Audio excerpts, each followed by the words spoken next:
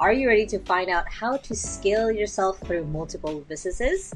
This is the 𝐶𝐞𝐫 podcast, where every single season we bring in a ton of amazing guests and speakers to the podcast. In season 1, we focused a lot on freelancers who eventually started their own businesses. Season 2 was all about digital nomads, and right now we are on season 3, where we are talking to a lot of serial entrepreneurs and them walking us basically through their story of starting out as a solopreneur, as most do, all the way to becoming now someone who manages more than 1 or 2 businesses, depending on how much they can handle and how they've been able to scale themselves through the process. So if you're ready to ditch the grind, come on over and let's scale you. Now, our guest today is kind of a combination of season 2 and season 3, where he is a digital nomad.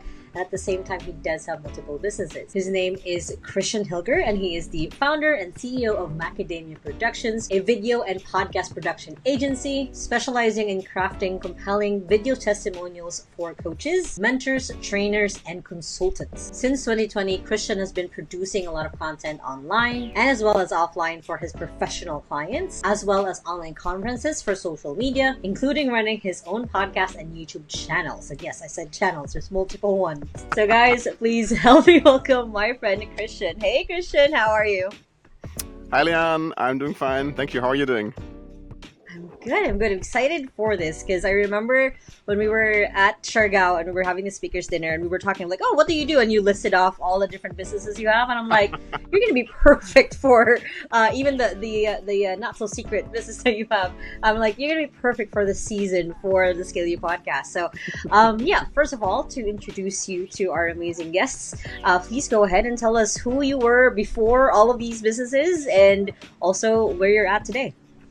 Yeah, sure. So basically, my name is Kristiaan. I'm half Dutch, half German, and I have a double degree master in economics and business administration. And I started my career off in Switzerland almost 10 years ago in the corporate world. I was working at ABB, a big corporate with 120,000 employees at the time. And I was working in supply chain management. So I was a trainee. They sent me around the world. I was working in Switzerland for a year and a half, year in India, half year in the US, and then back to Switzerland. Yeah, so then after I think 4 years, I left the corporate world. I was at a startup, and now for the past 3 years, I'm actually self-employed. And now actually, for the first time since 1 year, I have a business that's scalable with some cool AI systems and some cool freelancers that are supporting us. And shall I tell you what I'm doing now? Mm-hmm. Yeah, so basically, this is my brand, Macadamia Productions. And it's an agency. I have some freelancers that work for me, but also do work for myself. So yeah, do podcasts, videos, do online marketing, so mainly meta ads. And the latest business actually is ebook publishing that I do with my business partner, but under a different brand. Got it. So you really went into just content, basically, as content marketing. Yeah. Someone usually does. I've noticed that whenever someone starts getting into content, they get addicted to it because I'm very much the same. So I understand to it. So what got you started then on your very first business? Like, was it the podcast? Was it content? Which one was actually the first one that you started? No, actually, it was a very, very different project. So basically, after I left that startup, I actually became unemployed for the first time of my life. And my parents said, what the fuck, you have a double degree master and now you're unemployed. But it was a really good time to figure out what I wanted to do with my life. Also, that's why I'm nomad now, because I really wanted to leave that whole corporate world behind me. And so I started an online conference in 2021. Actually, we organized my business partner, also who I'm now doing the ebook business with. We launched an online conference about investing. So we were interviewing all these experts in the German-speaking market about crypto and real estate, gold, silver, watches, what else is there, ETFs, and so on. And so basically somebody needs to edit these videos, right, that we were recording, just like we're doing now here at Riverside. We used Zoom at the time, and somebody needs to edit these videos, right? So in the end, I was like, basically, so, okay, I always wanted to know how to edit videos. So why don't I teach myself how to edit videos? Got it. So that's really how I got into content, actually. And then I learned everything from scratch. And now I would say I'm pretty skilled at doing this kind of job. so skilled that I can say that I want to outsource it and I don't want to do it myself anymore. Yep. So this year actually had my first freelancer work for me and edit stuff for me. So that's really cool. Yeah, and actually because of the conference, I went into many more different projects. So actually I got my first client. So I'm recording blockchain interviews to this day actually. So every year I'm recording several blockchain experts and edit these videos. I was now at a festival in Germany. We were actually filming bands with like several cameras and stuff. For Normal Cruise, actually I did all testimonials. So in the end, there were like, I think, over 40 testimonials, and I recorded all of them. Yeah, so I really like the creative aspect of content creation. I don't like so much the editing afterwards because I need to sit down and actually need to take the time to really focus on one task, right? So I think that's pretty complicated, especially because I think I have ADHD. It's not so easy to actually find the focus time sometimes. Yeah. No, it's funny because like the guest right before this also has ADHD, and I'm like, is it a requirement for serial entrepreneurs to have ADHD? And I'm like, it kind of makes sense because you want to focus on more than one thing at a time. So I understand that and I see that. So that's such an interesting evolution, though. You started with the conference. Do you still do the conferences still now, or you're mostly we don't do it anymore. We did it 2 times. It was very successful. We had in the first conference we had 1,500 participants online, and the second one over 3,000. And but it was a lot of effort, right? So in the end, tickets were for free, and we would make money by selling packages afterwards. So packages of the videos and some add-ons, some coachings and so on. But in the end, we really thought, okay, this is not something we can scale because we always have to put our effort there in ourselves. So actually with that girl, we actually ended our collaboration end of 2021. But we always knew that we were such good business partners, really, because with her, I trust her fully. And this is a really fruitful connection that we actually made on Normal Cruise 7. So actually 6 years ago, 2018, I met her. And to this day, I think she's probably the best business partner I've ever had, because she's very, very structured, very organized. I'm very creative and have a lot of ideas. So in the end, we are a very good fit, let's say, like to bring something nice out there and fruitful. Very, very cool. So you've got yourself an implementer, basically, to catch all of your ideas. That's pretty cool. That's always the best combination. I have the same thing with my co-founder, where he's the guy with a lot of the ideas, and then I just start implementing a lot of them, and then they happen. So I understand your dynamic. Absolutely. So tell me more about, you said, of course, the keyword in the Scale You podcast, which is scaling yourself. How were you able to finally figure out, like, oh, this is now something that I can do? And I love what you said earlier of, like, I got really good at video editing that now I don't want to do it. I want to give it to someone else. So well, I can give you a real-time example. So this year, I had a client, a German guy, who actually has a business that does shishas, hookah tobacco. And he needed someone to create reels for him, right? So I've never done reels before, but I thought, of course, I can do this. You only learn to grow if you actually put yourself out there and try something out, right? So in the end, I had this awesome camera, like a Sony Alpha 7 IV, really good camera actually to film and to take photos. So I said, sure, I come over to Portugal and we have like one shooting day, and then I think we recorded 30 videos in one day. Like where he was like trying to put Nutella into a hookah and try to smoke it. It was super funny. Like, so much fun together. But in the end, the whole issue started when I was back in my place, and I would need to edit these videos because these reels they took a lot of time to edit, right? So I think per reel it takes probably around 3 hours of editing afterwards because it's very detailed and all the effects and all that kind of stuff. And I know how to do that now. So I got really good at making these reels, but I realized I only have so much time in a day, and also all these other projects that I have. So how can I actually scale myself? So that was actually the first time that I actually saw that I needed somebody to help me. And then actually I got my first freelancer to help me editing these videos. So the first month I did everything myself. I almost was on the brink of a burnout because I just couldn't do it anymore. I even told this guy, like, I love working with you, but I need to hire somebody because I can't edit this videos anymore. Because I love filming. I don't like the editing process. So in the end, I hired a guy. Everything was much more relaxed. And that was a really good experience. And so also I knew, okay, so I hired my first guy. Why don't I hire more people? But it wasn't actually the first time I had freelancers work for me. It was also like doing our conferences. We already had people that helped us like with setting up the website, doing automations with Zapier and WordPress. and 𝐷𝐸24 and copywriters to write the emails and stuff. So we already had freelancers before, and now in our new business we even have more, right? So this is really something where we're going to have probably a really big team very soon. So far, I think we have 5 people working for us.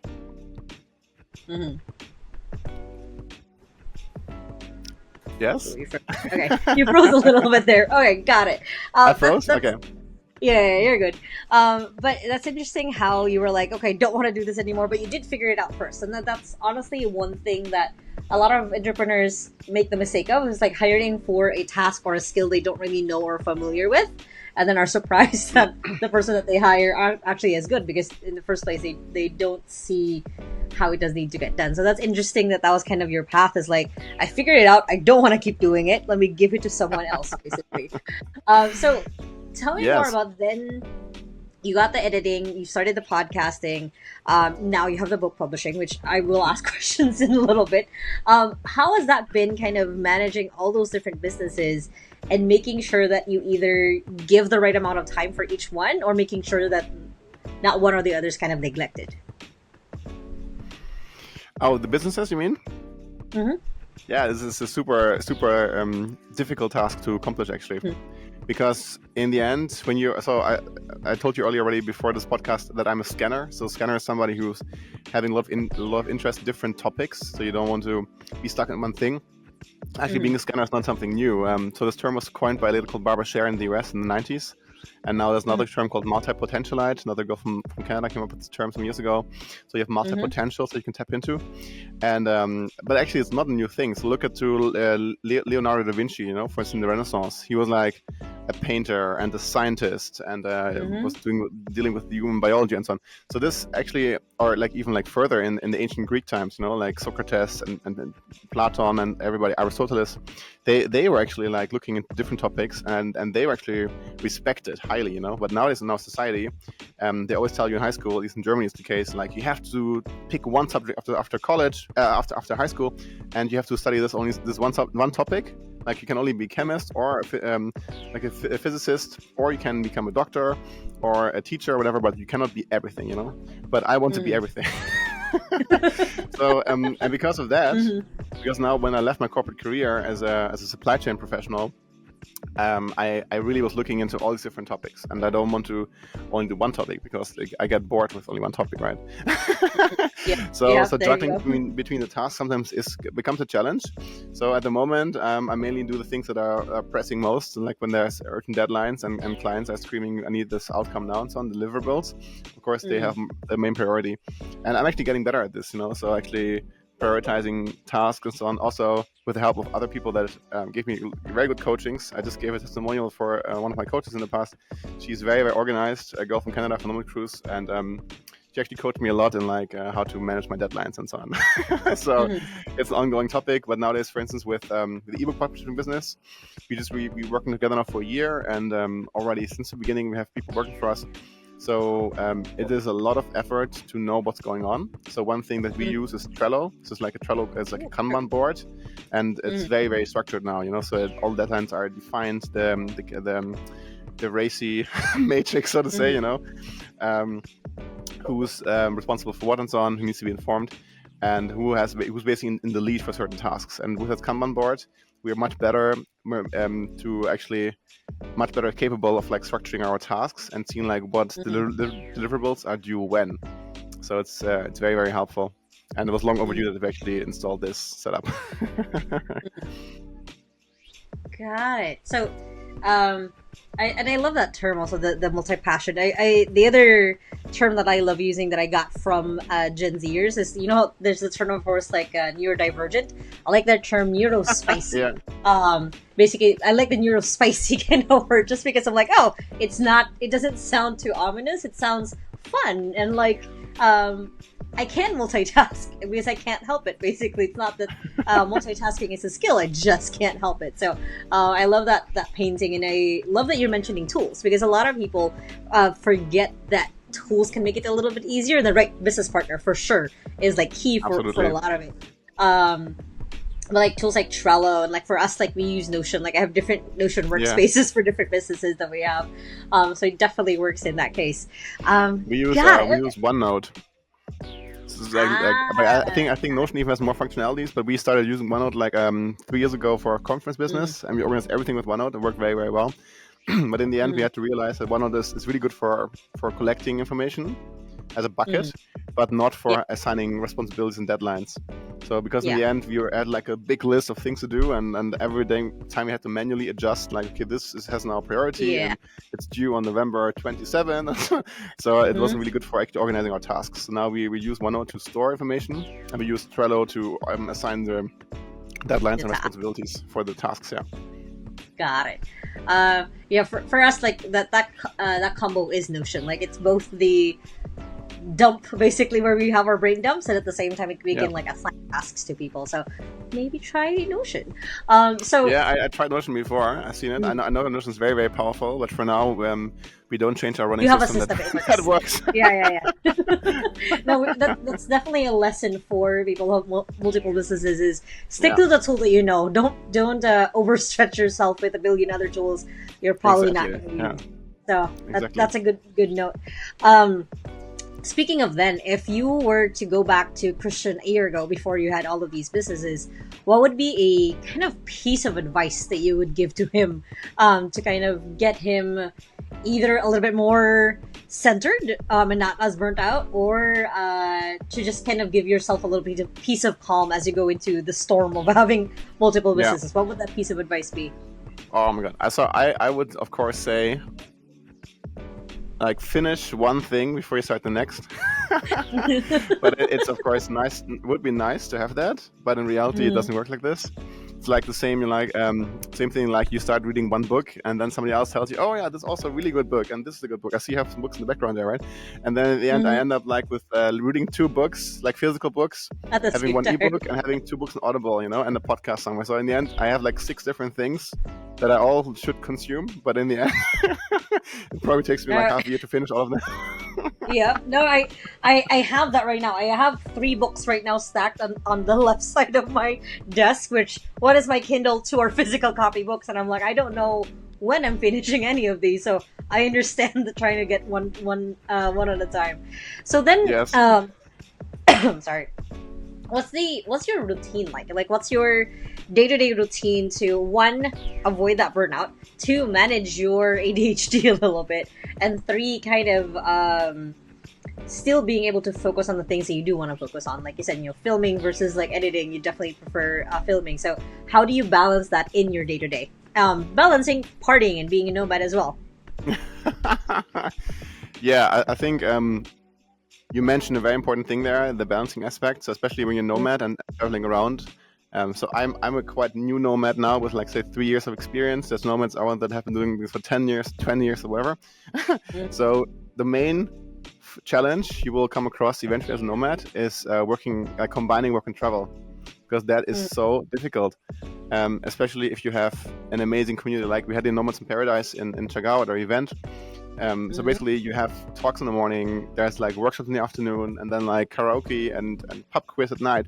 So when actually are you going to do your work? So you actually have to prioritize certain things, and you really have to discipline yourself to not go everywhere. And because my first nomad cruise 6 years ago, I went to every single talk every day, and I got so much inspiration. In the end, I think I implemented maybe a fraction of what I learned. That's another topic. But so now I get better and better to say no to certain things. When people ask me, do you want to do this and this? I said, yeah, it would be nice, but I have to prioritize this very important client project and so on. So I cannot join you right now, but I will join you tomorrow. So in the end, I get better at saying no, but the temptation is always there. People always say, like, please, like, come on, join us here for these drinks. And let's go to the school trip tomorrow. And but I think really helps is set up routines. So if you have like a place where you feel comfortable, like especially if you live somewhere longer than just like 2 days. So for any nomad, I would say traveling slower is actually advantageous. So because if you're in a place for 2 days in a hostel somewhere, you will not find any routines. This is like a messy place with like 6 people and 2 snoring, and you don't get good sleep. So if you have your own space for like a month or 2 months at one place, this is just really good, because then you can have set up routines as if you were living in a place like at home. And once you have that, that's already the foundation, I would say. Like, good sleep is the most important, really. So I basically I tend to sleep less. Like in the past, in high school, maybe I slept like 3 hours per night or so. I was staying up with my best friend at the time, gaming and so on, at 3 o'clock. And then 6:15, the alarm would ring and you have to go to school again. But nowadays, now that I also get older and more mature, I say that sleep is probably the foundation of health and and for productivity, actually. Because what people underestimate is how important sleep actually is for your head, actually, for your brains. You know, all actually sleep is called a nootropic. It's actually that makes you actually happier and more productive. So that's, I would say, really important. So have a place where you stay for a longer time, have good sleep, and then ideally wake up without an alarm. That's really nice. That I can do many days since I'm self-employed and have a business now.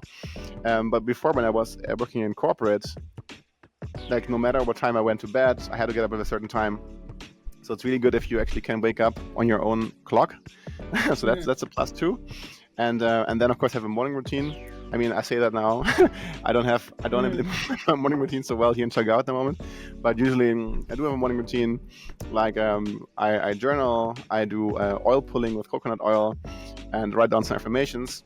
I don't do it every day, but that would be ideally how I want to start my day. And then actually what helps a lot for me actually is co-work with people, because I'm really good at distracting myself. So when I'm at home, I might just like scroll through Instagram, or like, I don't know, listen to whatever YouTube videos out there or Netflix show. But when I am with people and we say, okay, we go to this cafe, this co-working space, and we just stay there for 5 hours, I'm much more committed to actually getting stuff done than when I'm by myself. So I would say that's really, really important for me, for my own productivity. And then what is the best thing at deadlines, right? So I really work with deadlines, so I'm really good at procrastinating myself. I just finished some client projects that were due like some months ago. Shame on me. I mean, this was just like the little edits that needed to be done. They were not very important, but they were necessary, and I was pushing them out so much. So in the end, for me, it would be really good if I had like a drill sergeant who would actually tell me every day, like, okay, now you have to do this and this and this. And actually, I told my mastermind group that I have a mastermind since 1.5 years now. And I told those people, okay, please hold me accountable that I finish these tasks until this day, otherwise you kick me out of the mastermind. And they actually helped me accountable, and that actually helped a lot. Yeah. So put everything to a nutshell, I would say have like a good foundation. So your place, your sleep, your routines, morning routine, people, a good setup to work at, I would say. You need like a good either desk at your place or like a good co-working space or a cafe where you can work. And accountability. Accountability is probably the most important to get stuff done, actually, and actually deal with multiple businesses. You know, so if you have people that actually know you very well, they actually can also understand you better in your business, and also can give you advice. You know, how to actually juggle all these items in the air. Actually, you gave me a good idea. Maybe that would be a service, like a service for multi-potentialites. How to organize people. Yeah, probably is a big business. Maybe There something you go. after my ebook business. Something for future businesses to do. No, I love that Yes. you went into detail there of like routine. I especially love the co-working with people, because I'm very much the same. Like, I like having even just and I used to do this where I would be on Zoom with someone just on the side, especially during the pandemic.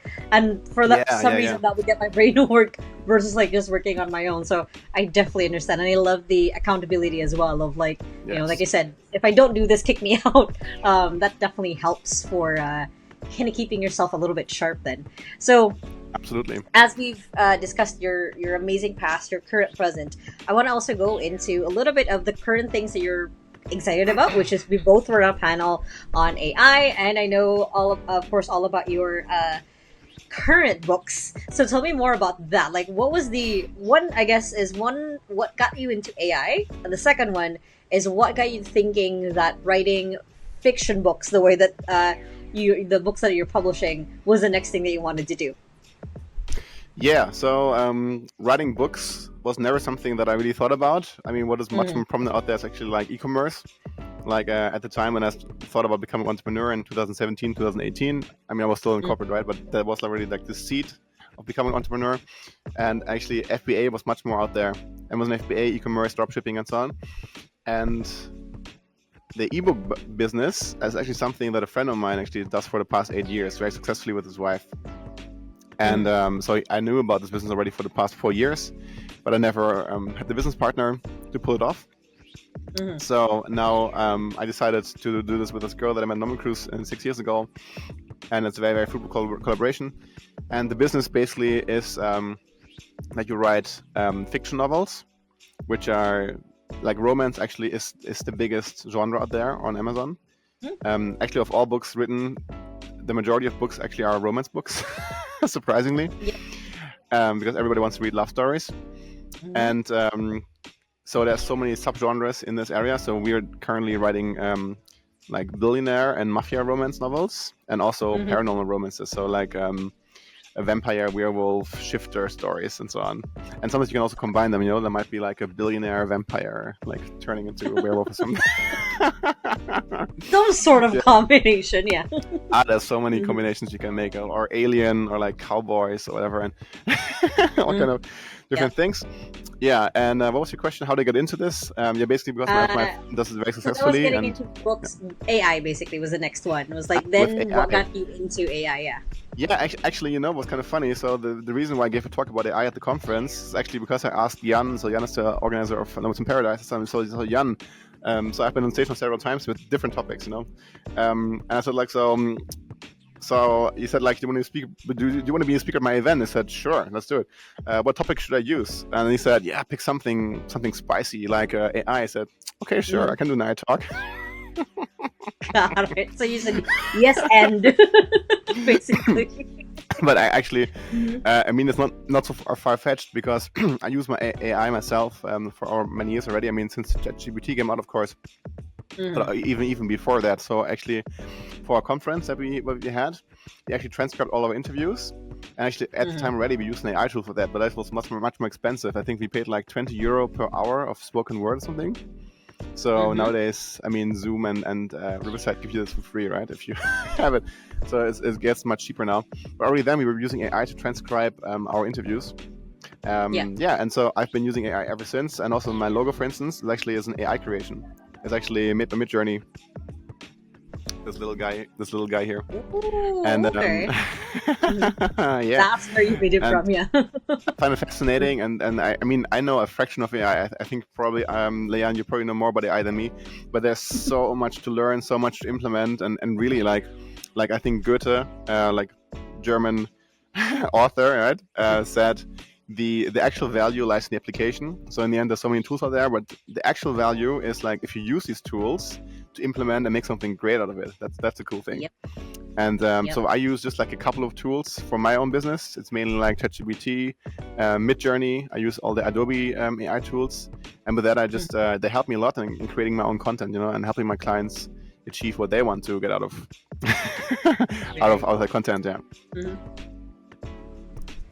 Yeah, and I just thought like it was a good opportunity to actually share my knowledge at the conference. And so already, like the funny thing is, did you meet Rachel, the girl from America? So actually, she was also really skilled in generative AI, and we agreed that we would do a talk together on next Normal Cruise about AI. So AI keeps coming. Cool. It's a really cool topic and so much more to learn. Yeah, it's definitely one that when you're in AI, you feel like everyone else knows it, but the moment you talk about it to someone else, they're like, "What is that?" I'm like, "Oh, you don't know yet. Let me bring you into our group together." So totally. It's definitely a cool topic to keep bringing around. So then as we're wrapping up, I asked you this question earlier to kind of prep you, but if we could have a cloning machine with AI, and we were able to clone the perfect Christian, you know, 2 times, 300 times, let's say there's an army of Christians in the world, what would you want? How would you want to affect the world, or what would you want your army of Christians to do? Okay, I have to choose my words carefully, right? So, Of course, Kristiaan would be a benevolent dictator who would only do the best for the people.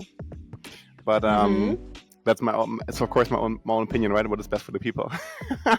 Yep. So I would have, so the first thing I would introduce is free mangoes for everybody. And I would change the whole school system. I would completely turn it upside down. At least in Germany, it's mainly a relict from the Industrial Revolution at the time. So the people, the whole school system is the main target is to educate people to become employees in a big company. Yeah. So you want to reverse that? Yeah. So when I went to school, nobody actually told me, hey, you can also do your own thing. You can become self-employed. You can build your own business. You can be an entrepreneur. You know, you can do all these cool things online. Nobody told me this kind of stuff. So I would change the school system and I would give people the option to free themselves and to pursue what they want to do in their life, not what society tells them to do. So that would be the first thing. Then I would implement much more nomad-friendly rules, because right now society is basically laid out to be a container for people that don't move around. So they basically, you get born in one country, like the Philippines, right? And you stay there and you get a job until you retire, and then you die. And you're not supposed to have any businesses outside of the Philippines, or to travel as a nomad, or spend more than 6 months away. And also your insurance company doesn't like that you're traveling so much and so on. So in the end, it's not very friendly for nomads, and I would change the policies worldwide to make this a much more nomad-friendly world. And the last thing I would change is I would heavily introduce crypto-friendly policies for Bitcoin and Co. Yep. Because Bitcoin was my first love, see? Got it. And I know I love that vision of kind of having the world a little bit more open, basically. So thank you so much, Kristiaan, for being on the 𝐶𝐶𝐞𝐫 podcast. How can people find you? How can people see your journey as you're traveling from one country to the next? What's the best way for people to connect with you?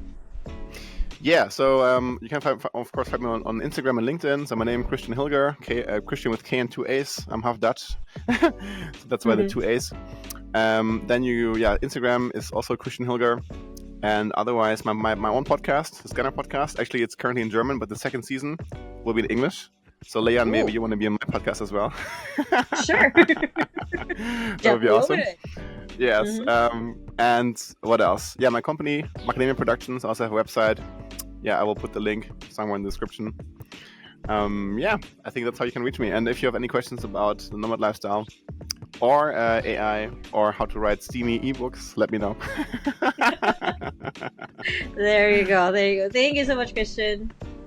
Thank you, Leanne. It was a pleasure.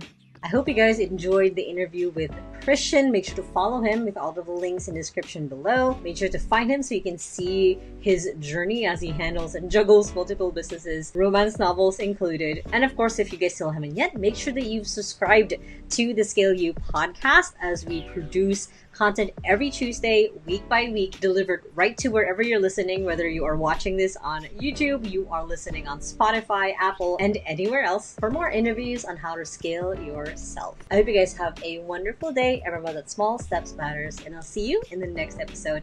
Bye!